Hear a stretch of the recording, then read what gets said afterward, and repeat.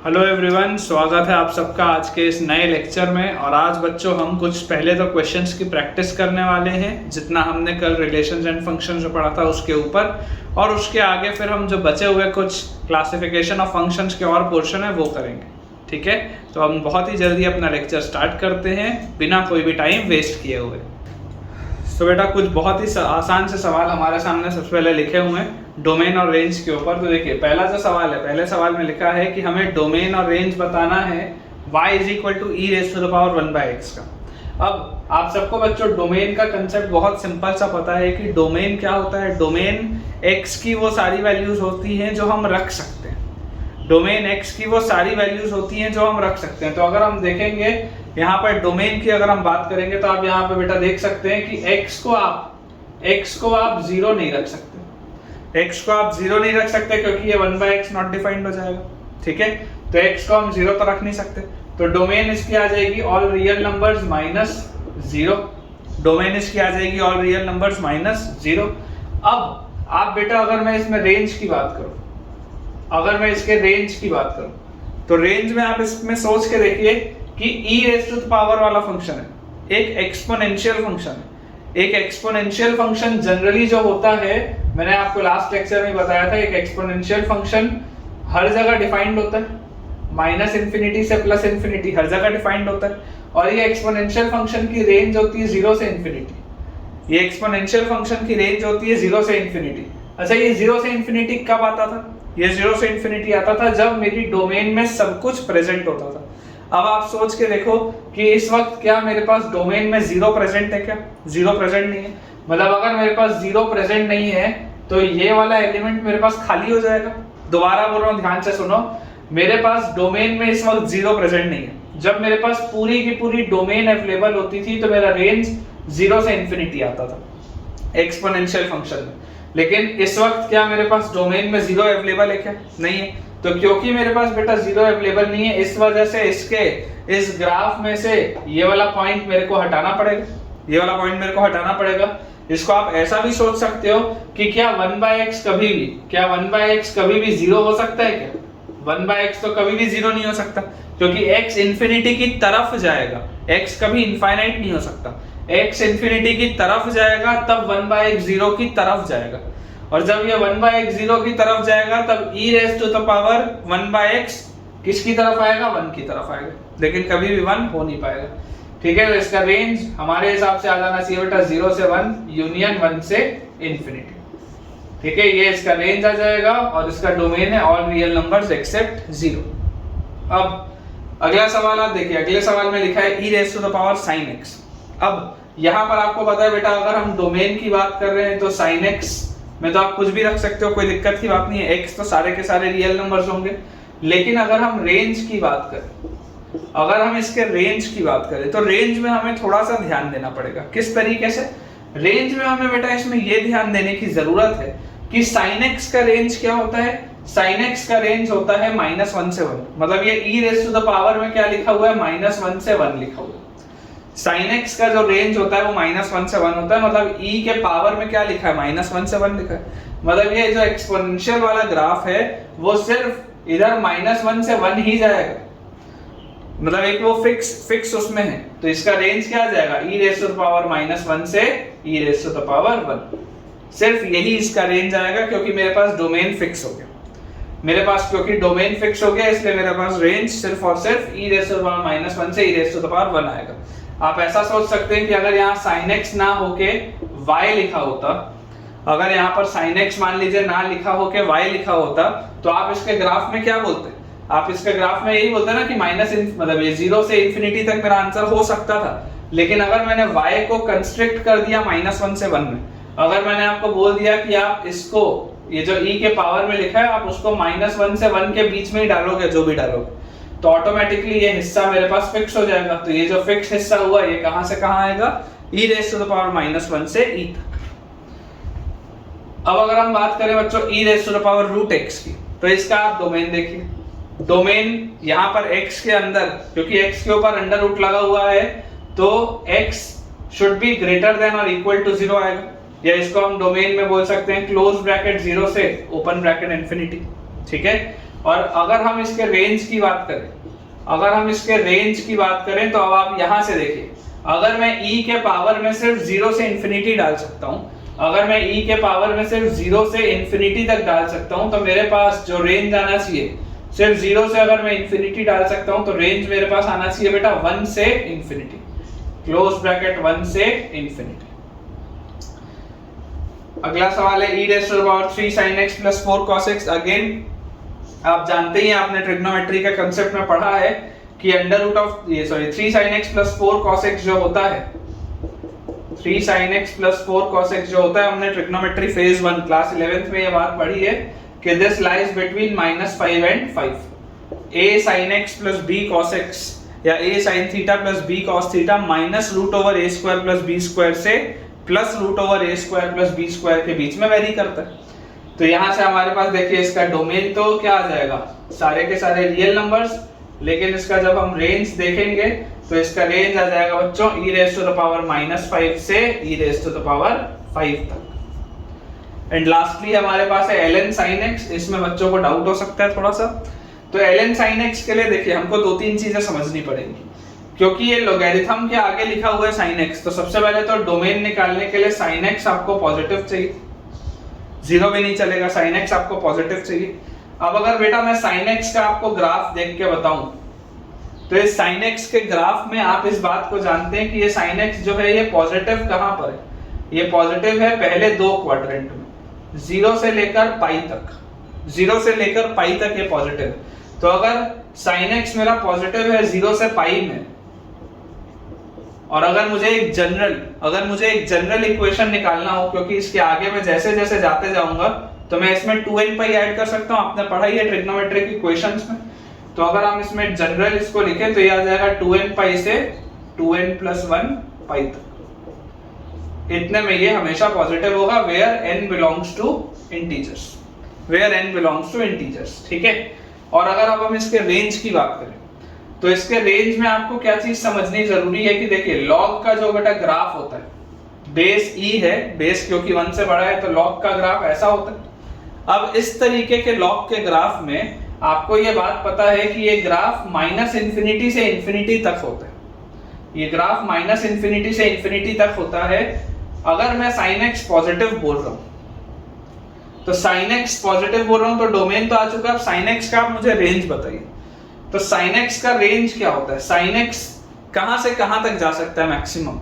तो अगर हम sin x का रेंज बोलें तो यहां पर हमको दिखाई दे रहा है कि sin x जा सकता है इस केस में ओपन ब्रैकेट 0 से क्लोज ब्रैकेट 1 तक। इसमें इस सवाल के लिए sin x कहां से कहां मूव कर सकता है, ओपन ब्रैकेट 0 से लेकर क्लोज ब्रैकेट 1 तक। अब अगर बच्चों ये ओपन ब्रैकेट 0 से लेकर क्लोज ब्रैकेट 1 तक जा रहा है, तो आप सोचिए ये लॉग के आगे ये रेंज लिखा है, लॉग के आगे बोला जा रहा है कि सिर्फ इतने में ही आपको मूव कराना है, इस लॉग के कर्व को सिर्फ इतने में आपको मूव कराना है।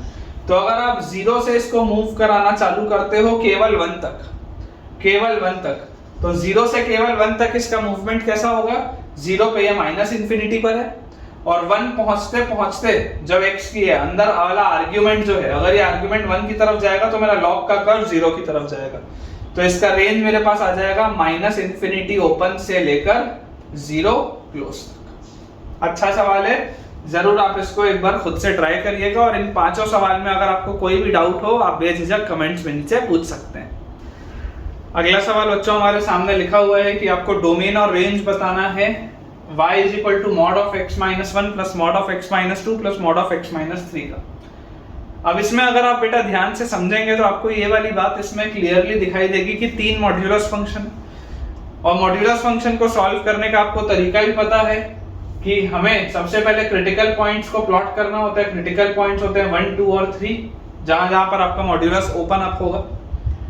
अब अगर हम इसमें देखें बेटा, तो हमें सबसे पहली बात समझ में आती है कि देखो जब x 3 से बड़ा होगा, देखो आपको ये बात तो समझ में आ रही है कि डोमेन में तो कोई प्रॉब्लम है ही नहीं, डोमेन में तो आपको कोई भी प्रॉब्लम है ही नहीं। क्यों? क्योंकि डोमेन में तो आप कुछ भी रख सकते हो, x को सारे रियल नंबर्स आप रख सकते हो, कोई इशू नहीं। अगर x आपका 3 से बड़ा होगा तो आप देखिए 3 से बड़े में सारे के सारे पॉजिटिवली खुलेंगे, तो x और x, तो यहाँ पे आ जाएगा 3x और -1 -2 -3 और -3 -6। अगर मॉड्यूलस में आपको कोई भी बेटा प्रॉब्लम है तो आप क्लास 11th की 2024 की प्लेलिस्ट देख सकते हैं, उसमें बहुत डिटेल में मैंने मॉड्यूलस बताया। जब x ग्रेटर देन 3 होगा तो ये x माइनस 1 खुलेगा, ये x माइनस 2 की तरह खुलेगा और ये x माइनस 3 की तरह खुलेगा, क्योंकि x 3 से बड़ा है। तो ये क्या है, ये मेरे पास एक स्ट्रेट लाइन का इक्वेशन आ गया। आप सोच के देखो, अगर इस क्रिटिकल वाले 3 वाले में पॉइंट पे बात करूं तो इस क्रिटिकल पॉइंट वाले 3 पे जब आप x इक्वल टू 3 रखते, तो क्या आ जाता, 3 इंटू 3 9 माइनस 6 3 आ जाता, y की वैल्यू 3 आती। तो y की वैल्यू अगर 3 आती तो कुछ इस तरीके का ये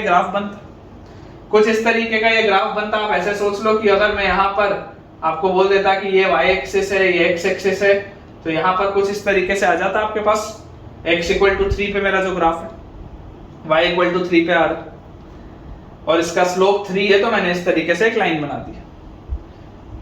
अब अगर हम बात करें x बिटवीन 2 to 3, अगर हम बात करें x बिटवीन 2 to 3, तो आप 2 से 3 के बीच में सोचिए, 2 से 3 में ये तो पॉजिटिव खुलेगा, ये भी पॉजिटिव खुलेगा, पर ये नेगेटिव खुलेगा।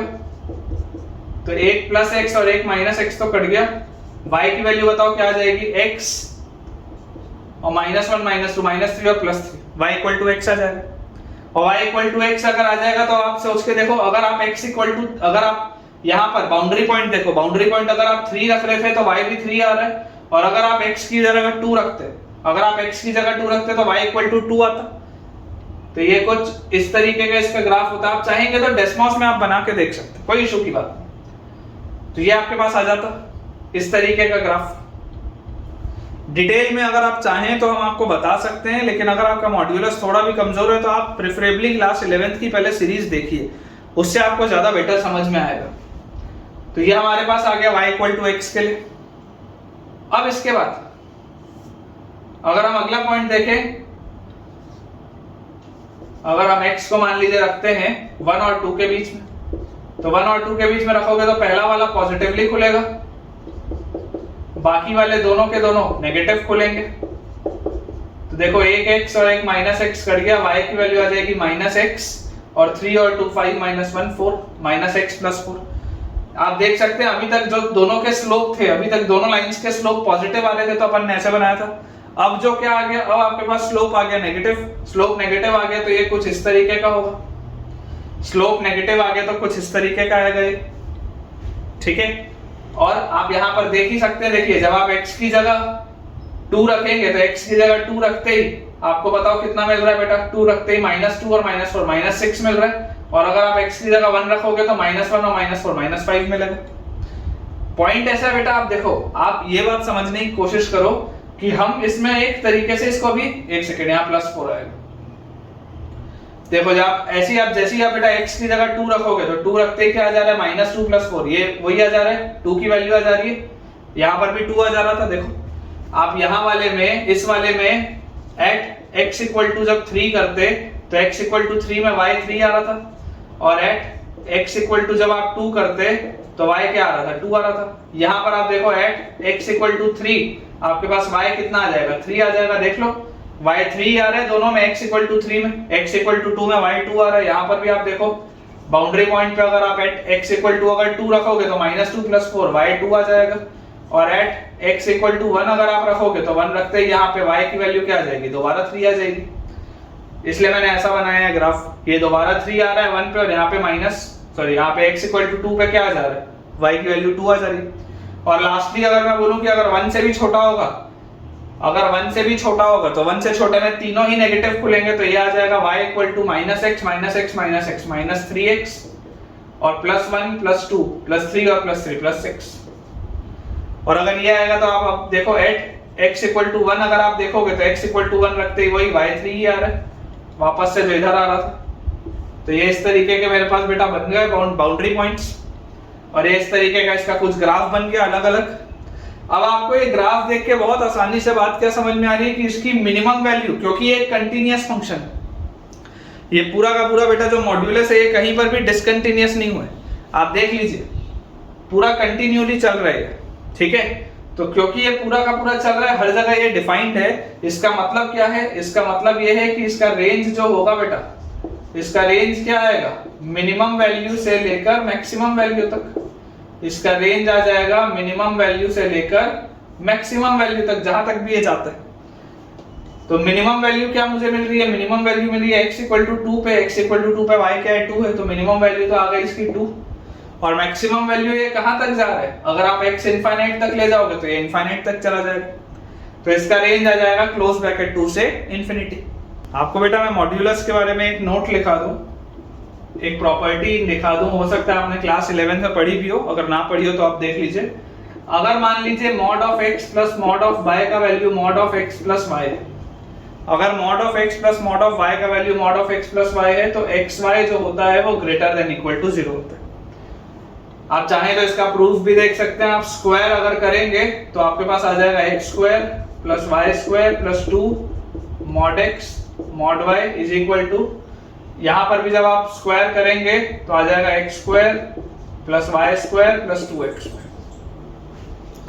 यहां से आप देख लीजिए x square y square cut गया, मॉड x मॉड y का वैल्यू आ गया xy के बराबर। क्योंकि ये LHS पॉजिटिव या ग्रेटर देन इक्वल टू 0 है तो RHS भी वही होना चाहिए, तो आपका हो जाएगा। प्रॉपर्टी बस याद होनी चाहिए मुझे कि ये होता है। सिमिलरली एक इंपॉर्टेंट पॉइंट और होता है कि अगर मान लो mod x minus mod y की वैल्यू है mod x plus y plus mod y की value mod of x minus y, important है। मान लो अगर mod x plus mod y की वैल्यू है mod of x minus y, तो इस केस में xy जो होता है वो लेस देन या इक्वल टू 0 होता है। अगेन अगर आप प्रूफ करना चाहें तो आप स्क्वायर कर दीजिए, यहां से आ जाएगा x square plus y square plus 2 mod x mod y is equal to x square plus y square minus 2xy।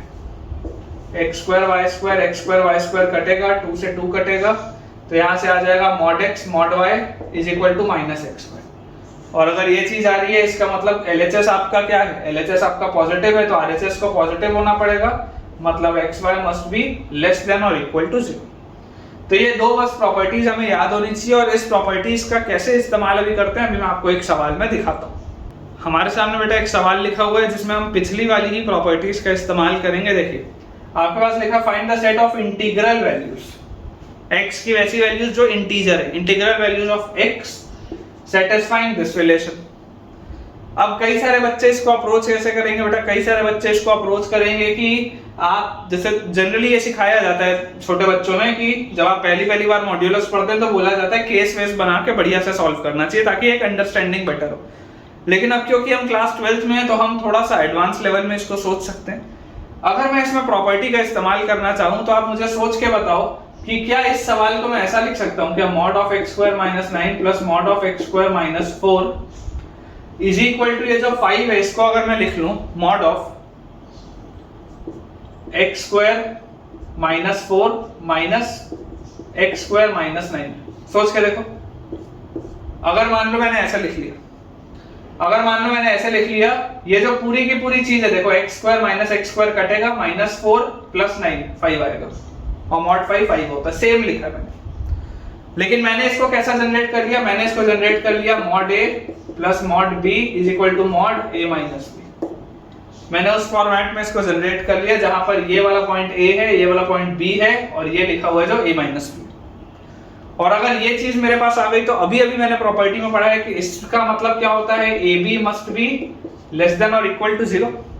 मतलब मैं डायरेक्टली बोल सकता हूं कि x square minus 9 into x square minus 4 must be less than equal to 0, x minus 3 into x plus 3, x minus 2 into x plus 2 should be less than equal to 0। Number line में अगर हम plot करें minus 3 minus 2 plus 3 positive negative positive, मुझे less than equal to 0 बोला गया है और equality भी लगाई हुई है, तो x belongs to close bracket minus 3 से माइनस 2 यूनियन क्लोज ब्रैकेट 2 से 3। सोच के देखो, और जैसे ये मेरे पास x आ गया बेटा तो मुझे क्या बोला गया है, find the set of integral values of x की इंटीग्रल वैल्यूज बेटा अगर मुझे बोली जा रही है तो x की इंटीग्रल वैल्यूज क्या होंगी, x की इंटीग्रल वैल्यूज होंगी x equal to minus 3 minus 2 2 and 3, 4 values. हमारा आंसर आ जाएगा there are 4 integral values of x which satisfy this relation. So बच्चों मैं आपको एक बहुत इंपॉर्टेंट कंसेप्ट सिखाता हूँ मॉड्यूलस को लेते हुए, जो मुझे उम्मीद है हो सकता है कई सारे बच्चों को ना पता हो। अगर आपको पता है तो बहुत अच्छी बात है, रिवीजन हो जाएगा। लेकिन उस कंसेप्ट पर बेस्ड जो मैं आपको 3 अभी सवाल और करवाऊंगा, वो सवाल मुझे पूरी उम्मीद है कि आपको एक बहुत बढ़िया इंसाइट देगा मॉड्यूलस पे। और मैं 99% श्योर हूं कि आपने जिस भी जगह फंक्शंस पढ़ा है या मॉड्यूलस पढ़ा है, आपने उस तरीके के सवाल मैं 99% श्योर हूं आपने नहीं किए होंगे। बहुत ही बढ़िया अभी हम 3 सवाल करेंगे इस कंसेप्ट के ऊपर। कंसेप्ट ये बोलता है कि fx अगर मुझे दिया है, अगर मेरे पास fx का ग्राफ दिया हुआ है, तो fx के ग्राफ को देखते हुए f ऑफ mod x कैसे बनाया जाता है पहली बात, और fx के ग्राफ को देखते हुए mod of f of mod x कैसे बनाया जाता है। ये 2 चीजें कैसे हम बनाते हैं, क्योंकि कई बार जो जेईई एडवांस में सवाल आते हैं वो मॉड्यूलस में बहुत बुरी तरीके से बेटा अप्लाई करते हैं और बच्चे को कुछ भी समझ में नहीं आता कि यार हमने तो पढ़ा सब कुछ था लेकिन कुछ भी नहीं बना। यही बेटा खास बात होती है जेईई एडवांस की, कि जेईई एडवांस बहुत अनप्रिडिक्टेबल होता है। जेईई एडवांस आपके बेसिक्स को टेस्ट करेगा और आपके बेसिक्स बहुत ज्यादा मजबूत होने चाहिए, अदरवाइज आपको मतलब ऐसा लगेगा कि यार 2 साल हमारे बर्बाद हो गए और पूरा का पूरा जो बच्चा होता है वो पेपर में डिमोटिवेट हो जाता है। इसलिए आप बहुत ध्यान से सुनिएगा जो मैं आपको बोल रहा हूँ। मान लीजिए मेरे पास एक क्वाड्रेटिक इक्वेशन है जिसका कुछ ऐसा ग्राफ है, पैराबोला है, क्वाड्रेटिक इक्वेशन का ग्राफ है, 2 रूट्स हमें मिल रहे हैं यहां पर और यहां।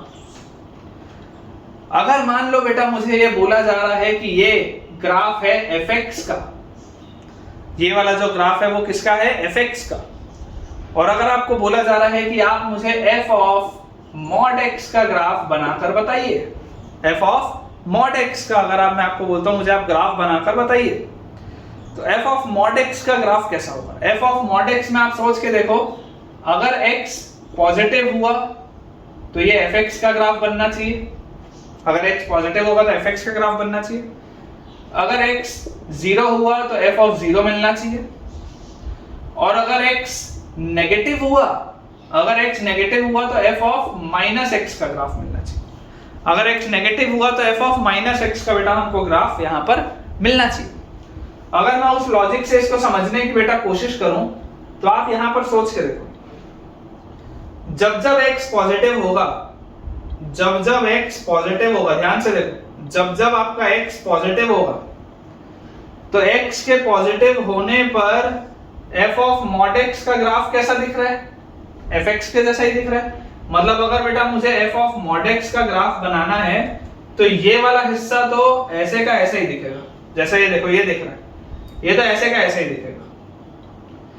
ये y एक्सिस के राइट साइड वाली चीज और y एक्सिस के राइट साइड वाली चीज देख लो बिल्कुल एक जैसी। अगर x की वैल्यू 0 हुई तो f ऑफ 0 मिलेगा, यहां पर भी आप देख लो अगर x की वैल्यू 0 हुई तो f ऑफ 0 मिलेगा, कोई दिक्कत नहीं। लेकिन अगर x नेगेटिव हुआ तो f ऑफ क्या मिलेगा, माइनस x। अगर x नेगेटिव हुआ तो f ऑफ क्या मिलेगा बेटा, माइनस x। अब यहां पर पूरा खेल शुरू होता है। खेल ऐसा है कि आप यहां पर सोच के देखो, मैं आपको एक पॉइंट लेके बता रहा हूं, उससे आपको बेटर अंडरस्टैंडिंग होगी। मान लो ये 1 है, ये 2 है, ये -1, ऐसा मान लो। अब मैं आपको बोलता हूं आप इधर देखो, x की वैल्यू 1 पे f ऑफ 1 क्या मिल रहा है, नेगेटिव मिल रहा है। x की वैल्यू 1 पे f ऑफ 1 क्या मिल रहा है, नेगेटिव मिल रहा है। x की वैल्यू 2 पे f ऑफ 2 क्या मिल रहा है, 0 मिल रहा है। अगर मैं उसी लॉजिक से बच्चों बोलूं कि आप यहां पर सोचो, आपने बोला x लेस देन 0, इमेजिन करो अगर x -1 होता, अगर x -1 होता तो अगर x -1 होता तो यहां पर मुझे क्या मिलता, f of minus times of -1, क्या f1 मिल जाता क्या दोबारा से, सोच के देखो। अगर तुमने x की वैल्यू -1 रखी होती तो f of minus times of -1 क्या f ऑफ 1 मिल जाता। इसका मतलब क्या है कि यहां पर -1 पे ग्राफ कैसा वाला मिल रहा है, जैसा यहां पर +1 में था, जैसा यहां पर +1 में ग्राफ था वैसे ही तो ग्राफ मिल रहा है -1 पे। अच्छा एफ ऑफ 2 पे देखो 0 है। आप सोचो अगर आपने x की वैल्यू -2 रखी होती, अगर आपने बेटा x की वैल्यू -2 रखी होती तो क्या मिलता है, f ऑफ -2, क्या f ऑफ 2 मिल जाता क्या दोबारा से? और अगर f ऑफ 2 मिल जाता है इसका मतलब क्या है कि यहां पर मेरा ग्राफ क्या होना चाहिए, 0 होना चाहिए। कितने बच्चों को समझ में आता है कि यार यहां का भी तो ग्राफ ऐसा ही होगा जैसा ये वाला ग्राफ है, जैसा ये वाला ग्राफ है। देखो ये W जैसा बन गया, ये जो U था ये W जैसा बन गया, जैसा यहां वाला ग्राफ है वैसे ही तो मिल रहा है यार। देखो ध्यान से, सेम तरीके का देखो ग्राफ है, जैसा इधर था वैसे ही उधर। तो अगर मैं आपको एक पॉइंट लिखाना चाहूं, आप नोट करिएगा। पॉइंट ऐसा है बेटा कि f ऑफ mod x जो होता है, f ऑफ mod x जो होता है तो मिरर इमेज आ जाता है, mirror image of right part on the left side and right side remains the same, right side same रहेगा। अगर आपको f ऑफ mod x कभी भी बोला जा रहा है तो ये जो राइट साइड वाली चीज है वो सेम है, लेकिन जो लेफ्ट वाला पार्ट है देखो क्या लिखा है, mirror image of the right part on the left side. Left side में क्या मिलेगा, इसका मिरर इमेज मिलेगा। ये हो गया f ऑफ mod x। अब अगर मैंने आपको बोला है modulus of f of mod x, पहली बात तो आप ये समझो ये fx का ग्राफ था। अगर मैंने सिर्फ आपसे बोला होता बेटा आप मुझे बताओ मॉड ऑफ fx कैसा होगा, fx मैंने बना लिया, fx के बाद f ऑफ mod x कैसा होता है मैंने वो भी बना लिया। मान लो अगर मैंने सिर्फ मॉड ऑफ fx पूछा होता तो मॉड ऑफ fx से आपको क्या पता है कि यार ये तो पूरी की पूरी चीज हमेशा ही पॉजिटिव होगी। तो अगर ये पूरी की पूरी चीज हमेशा ही पॉजिटिव होगी तो बेसिकली ये जो नीचे की सारी वैल्यूज हैं, ये नीचे की सारी वैल्यूज क्या हैं, ये नीचे की सारी वैल्यूज नेगेटिव हैं। तो अगर बच्चों ये नीचे की सारी वैल्यूज नेगेटिव है तो ये भी तो पॉजिटिव होनी चाहिए। तो अगर मॉड्यूलस ऑफ fx बोला जा रहा है तो ये जो मैंने डॉटेड लाइन बनाई है वो हो जाएगा, ये वाला पार्ट एज इट इज रहेगा, ये नीचे वाला पार्ट ऐसा हो जाएगा और ये वाला पार्ट एज इट इज रहेगा। मतलब कि ऊपर वाला पार्ट तो कोई चेंज नहीं है क्योंकि ये तो ऑलरेडी पॉजिटिव है, लेकिन जो नीचे वाला पार्ट है उसका मिरर इमेज कहां बन गया, ऊपर बन गया। अब अगर आपको ये चीज समझ में आई है तो अब आप सोचो अगर मैंने आपको बोला होता बेटा मुझे आप mod of f of mod x बताओ, mod of f of mod x, तो ये f ऑफ mod x का ग्राफ है। इसका भी अगर मैंने आपको मॉड लेने बोल दिया होता बच्चों तो इसका मॉड कैसा आ जाता, जितना नीचे का पार्ट है वो घूम के ऊपर हो जाता, जितना नीचे का पार्ट है वो घूम के ऊपर हो जाता और इस तरीके का ग्राफ बनता। तो ये वाला जो पार्ट है, ये वाला जो पार्ट है इतना, देखो मैं ऐसे सर्कल बना रहा हूं छोटे छोटे, ये वाला पार्ट ऐसा ही है, ये सेम है। ये वाला पार्ट मैंने नया बनाया, ये वाला भी पार्ट मैंने नया बनाया और ये वाला पार्ट एज इट इज है। तो ग्राफ में एक्स एक्सिस के ऊपर वाली चीजें रिमेन्ड अनचेंज्ड, लेकिन नीचे वाले का मुझे मिरर इमेज लेना पड़ गया। क्यों? क्योंकि अगर मैंने पूरे का मॉड लगाया है, तो पूरे का मॉड लगाने का सिर्फ और सिर्फ एक मतलब है कि ये आंसर्स कभी भी नेगेटिव तो हो ही नहीं सकते। तो ये नेगेटिव वाली जितनी भी चीजें हैं हमें उन्हें घुमाकर कहां लेकर जाना पड़ेगा, ऊपर लेकर जाना पड़ेगा। तो आई बिलीव बच्चों कि आप में से कई सारे बच्चों को ये कंसेप्ट नहीं पता होंगे। तो अगर नहीं पता थे तो मुझे जरूर ईमानदारी से बताइएगा, क्योंकि मैथ्स में बेटा ऐसे 1000 से ज्यादा कंसेप्ट हैं जो जनरली बच्चा क्लास में नहीं पढ़ता, और उन्हीं 1000 कंसेप्ट में से जनरली जेईई एडवांस और मेंस का पेपर उठ के आता है। तो अगर आप चाहें तो मैं आपको वो सारी की सारी चीजें बताऊंगा, लेकिन आपको मुझे बताना पड़ेगा कमेंट्स में कि ये चीज आपको आती थी या नहीं आती थी। अगर नहीं आती थी तो जरूर बताइए कि सर ये मॉड्यूलस वाला पोर्शन नहीं आता था और हमने नया सीखा है, और अगर आता था तो give it a thumbs up कि यार हमें ये चीज आती थी। अब इस पर बेस में आपको बहुत ही बढ़िया 3 बेहतरीन सवाल कराने वाला हूं, जिससे आपकी अंडरस्टैंडिंग इस मॉड्यूलस प्रॉपर्टी की और ज्यादा बढ़ जाएगी। तो बच्चों हमारे सामने एक ग्राफ बना हुआ है, आप मान के चल सकते हैं कि ये जेईई एडवांस लेवल की चीज है। अगर मान लीजिए अब इसका जो ओरिजिनल सवाल था, ओरिजिनल सवाल थोड़ा सा अलग था, मैंने थोड़ा सा चेंज किया है। ओरिजिनल सवाल में 4 ऑप्शंस थे और इनमें से कुछ ना कुछ पूछा हुआ था, किसी की डोमेन, किसी का रेंज, इस तरीके से। हम ऐसा करते हैं कि हम सारे का ही सब कुछ निकाल लेते हैं ताकि जिस भी तरीके का सवाल हो हमसे बन जाए। अगर हम बेटा सबसे पहले बात करें mod F of mod x की, एफ ऑफ मॉड एक्स की, तो अभी अभी मैंने आपको ये चीज बताई थी कि अगर मुझे एफ ऑफ मॉड एक्स देखना है तो एफ ऑफ मॉड एक्स क्या होता है? एफ ऑफ मॉड एक्स होता है कि जैसा मेरा ग्राफ होगा उसमें ये राइट साइड की दुनिया जैसी चल रही होगी वैसी दुनिया लेफ्ट साइड की भी चलेगी। इसका मतलब कि अगर मैं एफ ऑफ मॉड एक्स के ग्राफ की बात करूं तो एफ ऑफ मॉड एक्स के ग्राफ में अगर ये वाला पोर्शन मेरा ऐसा बना हुआ है, अगर ये वाला मेरा पोर्शन ऐसा कुछ बना हुआ है तो इधर पर भी इसी तरीके का पोर्शन बनेगा, इधर पर भी इसी तरीके का पोर्शन बनेगा।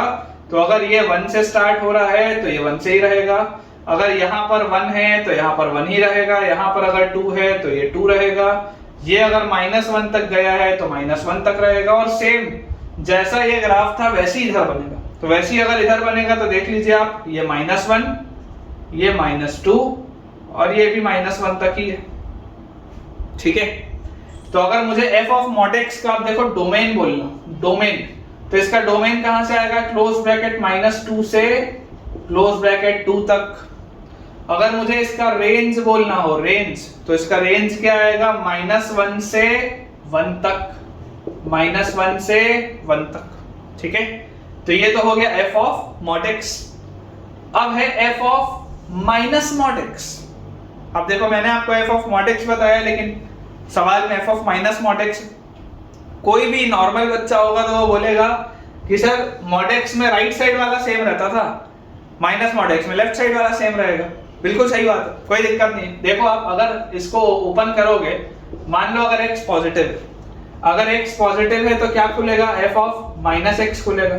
अगर x 0 है तो एफ ऑफ 0 खुलेगा, अगर x नेगेटिव है तो एफ ऑफ x खुलेगा।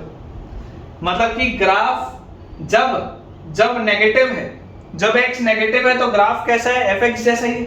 जब नेगेटिव है तो ग्राफ कैसा है? fx जैसा ही है। जब 0 था तो 0 पे ही है। लेकिन जब पॉजिटिव हुआ तो f क्या हो गया? -x जैसा हो गया।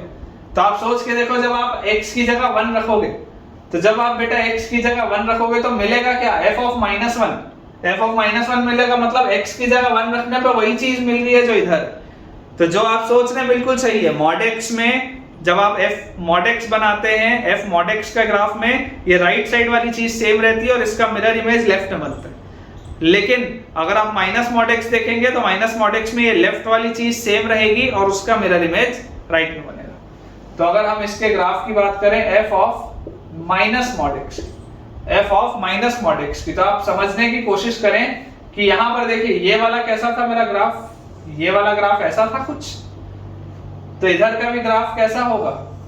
ऐसा ही होगा कुछ, ठीक है। ऐसा लग रहा है कि ड्राइंग की क्लास चल रही है, ठीक है। तो इस तरीके का आना चाहिए। तो यहां पर अगर आप बेटा देखेंगे तो देखिए ये आ गया 0.1, यहां पर ये -2 पे कट कर रहा था तो ये -2 है, तो यहां पे ये +2 आएगा। यहां पर ये -1 पे था तो यहां पर ये +1 पर आएगा। न्यूमरेटर, ये न्यूमरेटर बोलो जो अपर मोस्ट पार्ट है, ये 2 पर था तो 2 पर ही रहेगा। नीचे ये शुरुआत -2 से हो रही है तो ये -2 पे ही रहेगी, और ये -3 से शुरू हो रहा था। ये वाला ग्राफ है, देखो इधर वाला -3 से शुरू हो रहा था तो इधर भी 3 तक है ना, इस तरीके से रहेगा। अब अगर बच्चों मुझे इसके भी डोमेन और रेंज की बात करनी है तो आप देख सकते हैं इसका डोमेन जो है, डोमेन क्या है? -3 क्लोज्ड से 3 क्लोज्ड, और इसका अगर मैं रेंज बोलूं तो इसका रेंज क्या मिल रहा है मुझे? -2 से 2 तक, -2 से 2 तक। आई होप बच्चों आपको ये दोनों पोर्शन बढ़िया से क्लियर हुए होंगे। अब हम देखते हैं अपना जो थर्ड वाला पार्ट है। थर्ड वाला पार्ट है एफ ऑफ मॉड एक्स +1। अब यहां पर थोड़ा सा दिमाग लगेगा, क्यों? क्योंकि अभी तक तो fx ग्राफ होता था तो अंदर का आर्गुमेंट वही था, mod x बस था। लेकिन अब अंदर का आर्गुमेंट बदल गया। तो अगर अंदर का आर्ग्यूमेंट बदल गया तो अब मैं जो बोलने वाला हूं बिना कुछ नोट किए आप बिल्कुल ध्यान से सुनेंगे और समझेंगे कि ये जो मॉड ऑफ x प्लस 1 लिखा है इसको कैसे मुझे इंटरप्रेट करना है। मेरा ओरिजिनल x जो है, मेरा ओरिजिनल x कहां से कहां जा रहा है? मेरा ओरिजिनल x आ रहा है -3 से 2। मेरा ओरिजिनल x आ रहा है -3 से 2। तो अगर मेरा ओरिजिनल x, अगर मेरा फंक्शन डिफाइंड ही -3 से 2 में था, ये जो पूरा का पूरा फंक्शन है अगर वो डिफाइंड ही -3 से 2 में था, तो ये बात आपको सबसे पहली समझने वाली है कि यार ये अंदर वाला जो आर्ग्यूमेंट भी है mod x प्लस 1, ये भी तो उसी में डिफाइंड होगा यार। इसके लिए कहीं अलग से ग्राफ थोड़ा ना लेके आऊंगा मैं, सोच के देखो, ये भी तो उसी में डिफाइंड होगा। देखो जिन बच्चों को डाउट आ रहा है आप ऐसे सोच लो कि अगर ये y होता, मान लो अगर ये पूरा का पूरा mod x प्लस 1 y होता तो ये मेरे पास f ऑफ y लिखा होता। तो अगर f ऑफ x -3 से 2 में डिफाइंड है तो f ऑफ y भी तो -3 से 2 में डिफाइंड होगा। उसके लिए ग्राफ बढ़ या घट थोड़ा ना जाएगा, सोच के देखिए।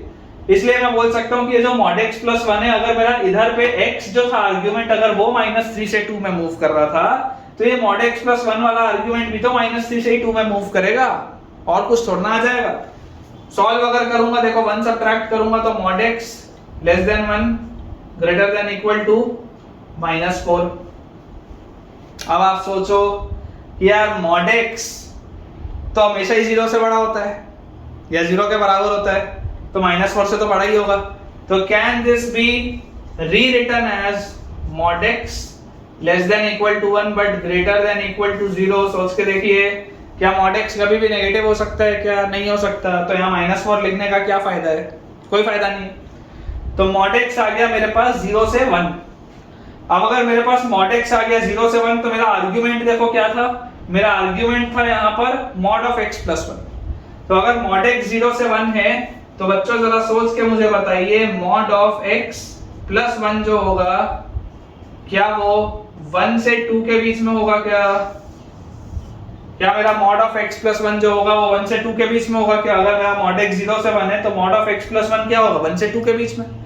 अगर मेरा mod ऑफ x प्लस 1 बच्चों 1 से 2 के बीच में है तो ये जो मेरा फंक्शन है f of mod x plus 1, ये f of mod x plus 1 कहां से कहां घूम रहा है? ये f of mod x plus 1 घूम रहा है 1 से 2 के बीच में। तो अगर मेरा ये फंक्शन है जो कहां पर घूम रहा है, जो घूम रहा है 1 से 2 के बीच में, तो जरा देख लो 1 से 2 के बीच में अगर ये फंक्शन घूम रहा है तो इस फंक्शन की रेंज 1 से 2 के बीच में अगर ये फंक्शन घूम रहा है तो इस फंक्शन की रेंज क्या होनी चाहिए? 0 से -1 या -1 से 0 तक।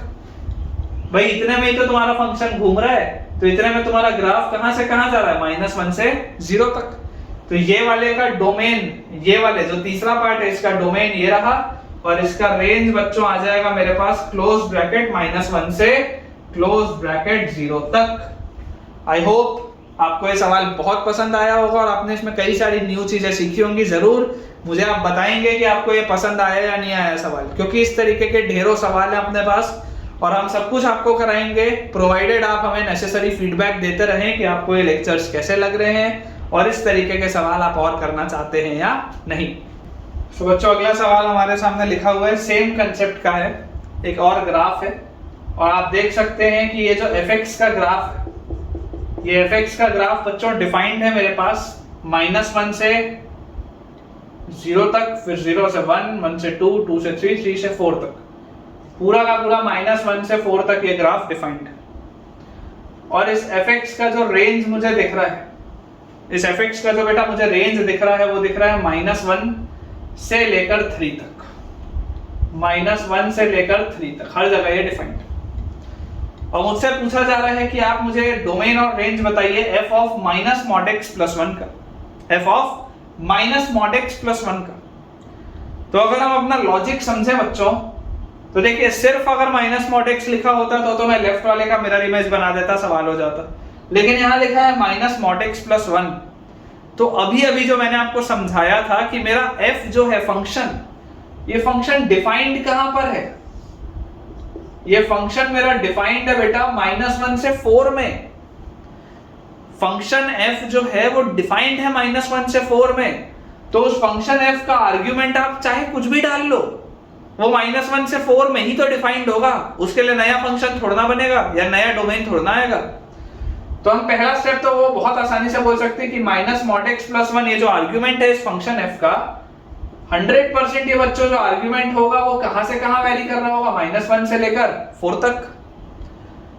थोड़ा सा सॉल्व करने के लिए अगर मैं बोलूं -mod x 1 माइनस कर दूं तो यहाँ 3 और यहाँ पर आ जाएगा -2, और यहाँ पर बच्चों मैं देखो -mod x है, इसको अब मैं क्या लिख सकता हूँ, अगर मैं माइनस से मल्टीप्लाई करूंगा तो mod x कहां से कहां आ गया मेरे पास, -3 से 2 ये आ जाएगा। और अगर मेरे पास mod x -3 से 2 आ जाएगा तो मुझे तो पता है कि mod x हमेशा ही पॉजिटिव होता है, तो -3 लिखने का तो कोई अर्थ ही नहीं है। रीअरेंज अगर हम करें तो mod x को हम बच्चों लिख सकते हैं 0 से लेकर 2 तक, mod x को हम लिख सकते हैं बच्चों 0 से लेकर 2 तक। लेकिन मुझे mod x छोड़ना चाहिए था, मुझे तो क्या चाहिए 1 माइनस mod x, मुझे mod x नहीं चाहिए कहां से कहां जा रहा है, मुझे चाहिए 1 माइनस mod x कहां से कहां जा रहा है। तो अगर मैं यहां पर देखूं कि अगर मैं इसमें अब बोलूं कि माइनस mod x बोलो कहां से कहां जाएगा, तो माइनस mod x आप क्या लिखोगे, -2 से लेकर 0 तक जाएगा, माइनस mod x -2 से लेकर 0 तक जाएगा। और अगर बच्चों माइनस mod x -2 से 0 आएगा तो 1 माइनस mod x कहां से कहां जाएगा, 1 आप करेंगे तो -1 से 1 जाएगा, 1 माइनस mod x कहां से कहां जाएगा, -1 से 1, तो 1 माइनस mod x कहां से कहां जा रहा है, -1 से 1, तो डोमेन तो मिल गई। और अगर बच्चों मुझे डोमेन मिल गई तो जरा सोचो रेंज क्या होता है, रेंज होता है कि उस डोमेन में मेरा फंक्शन कहां से कहां है, तो -1 से 1 के बीच में मेरा फंक्शन कहां से कहां है, तो -1 से 1 के बीच में, -1 से 1 के बीच में मेरा फंक्शन तो सिर्फ इतने में ही है, देख लो -1 से 1 के बीच में मेरा फंक्शन तो सिर्फ इतने में ही है। तो -1 से 1 के बीच में मेरा फंक्शन कहां पे मूव कर रहा है, देखो क्या इसकी वैल्यू -1 कभी भी हो पा रही है क्या, सोच के देखो, इसमें गलती होती है, इसमें गलती होती है। -1 वैल्यू कहां पर हो रही है बेटा, -1 वैल्यू हो रही है इधर पे, देखो इसकी -1, इस फंक्शन की पूरे फंक्शन की वैल्यू -1 यहां पर ओपन था, -1 इधर हो रही है इसकी वैल्यू। अगर मैं इतने से हिस्से की बात करूं, सिर्फ इतने से हिस्से का, देखो अगर मैं आपको ग्राफ बोलूं बेटा ध्यान से देखना, यहाँ पे गलती होती है, ये सवाल आया हुआ सवाल है, इसमें गलती होती है, ये ऐसा है, इधर ओपन है और इधर से इधर ऐसा है, ये ग्राफ है, ये -1, ये 1, यहां पर 1, ये 0, ये -1, ये मेरा ग्राफ है। तो अगर -1 से 1 के बीच में मेरा ग्राफ मूव कर रहा है तो y कौन सी वैल्यूज ले रहा है, देखो y यहां से 0 के नीचे वाली सारी वैल्यूज ले रहा है, लेकिन -1 नहीं ले रहा, तो -1 पे तो ओपन आएगा। और 0 से ऊपर वाले में भी देखो y सारी की सारी वैल्यूज ले रहा है और 1 भी ले रहा है, 1 भी ले रहा है, तो 1 पे क्लोज था। तो ये जो बेटा मेरे पास सवाल लिखा हुआ है f of 1 minus mod x या -mod x+1, इसका डोमेन आएगा क्लोज ब्रैकेट -1 से क्लोज ब्रैकेट 1, और इसका रेंज आएगा ओपन ब्रैकेट -1 से क्लोज ब्रैकेट 1। बहुत ही बढ़िया सवाल है और इसमें एरर होने का चांस बहुत हाई है। तो बच्चों जैसा मैंने आपको बोला था कि अब ये तीसरा सवाल है उसी कंसेप्ट का, और बहुत ही बढ़िया सवाल है।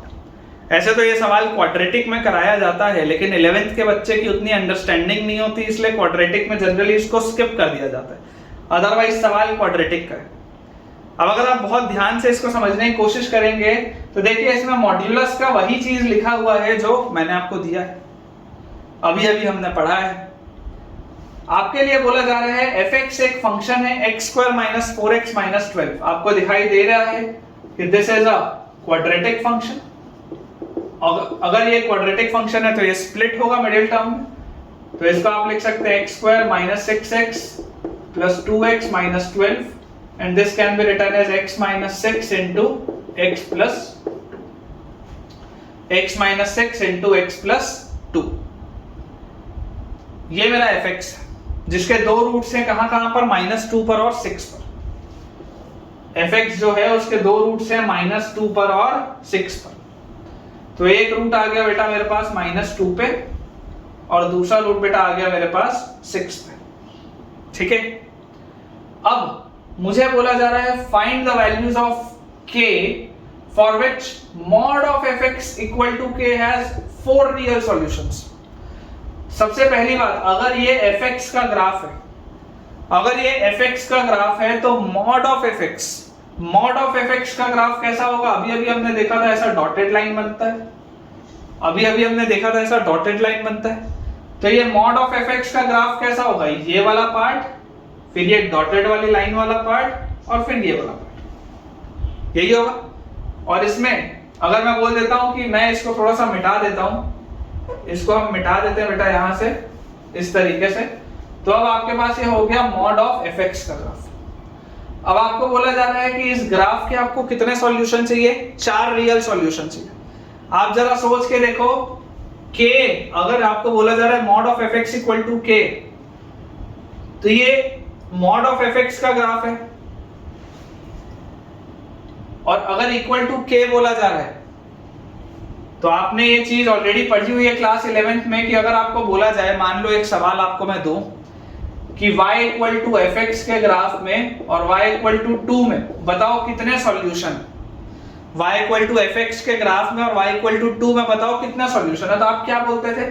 आप बोलते थे कि fx का सर ग्राफ बना लो, और fx का ग्राफ बनाने के बाद y इक्वल टू 2 वाली लाइन का भी ग्राफ बना लो और देख लो कितने सॉल्यूशन, कि fx का भी ग्राफ बना लो, y इक्वल टू 2 का भी ग्राफ बना लो और देख लो कितने सॉल्यूशन है।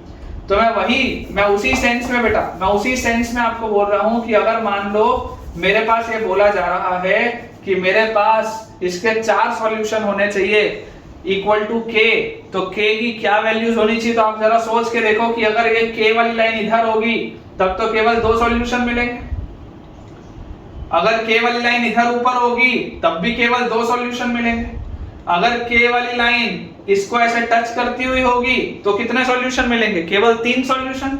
यहाँ पे एक मिलेगा, यहाँ पे दूसरा मिलेगा, यहाँ पे तीसरा मिलेगा।